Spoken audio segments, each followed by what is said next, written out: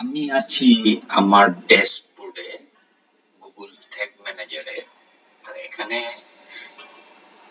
যখন আমরা কোনো বাটন ক্লিক করি, তো বাটনটা কিভাবে ট্র্যাক করতে হয়, ঠিক আছে, বাটন কিভাবে ট্র্যাক করতে হয়। আচ্ছা, এই যে বাটনটা, যে বাটনটা ক্লিক করব ওই বাটনটার পজিশনটা বর্ণনা করতে হয়।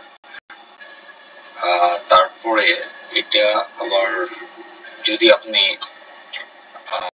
ট্যাগ ম্যানেজারে সাইডে দেখতে চান, তাহলে আবার ডাটা লেয়ারে এটা পোস্ট করে ওই ইভেন্টটা ওই জায়গায় শো করা যায়। চলেন একটু প্রিভিউ করে দেখি কাজ করছে কিনা। দেখাচ্ছি যে কিভাবে একটা বাটন ক্লিক করবেন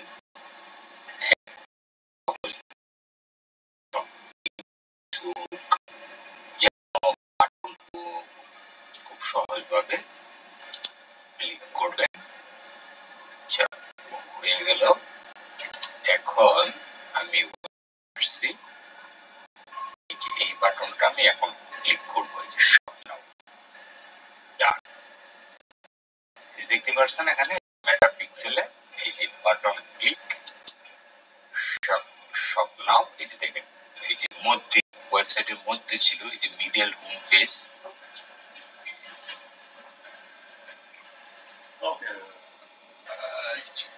ক্লিক পজিশন সবকিছুই ঠিক আছে।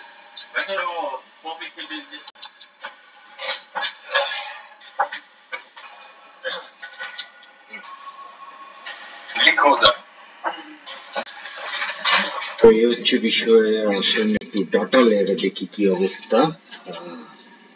এই যে বাটন ক্লিক শপ নাও, এই যে এখানে সব কিছুই ঠিক আছে।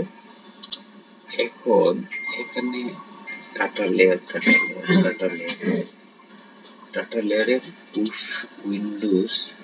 উইন্ডো লোডেড কি ডাটা লেয়ার পুশ হয়েছে কিনা।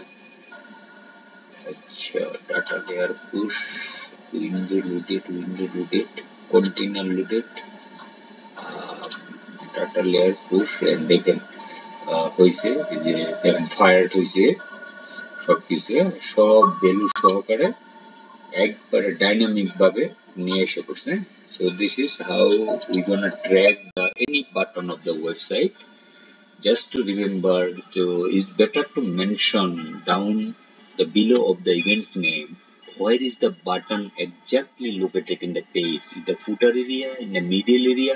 So it's very easy to figure out or clarify which button actually the any user he click on. Thank you for today.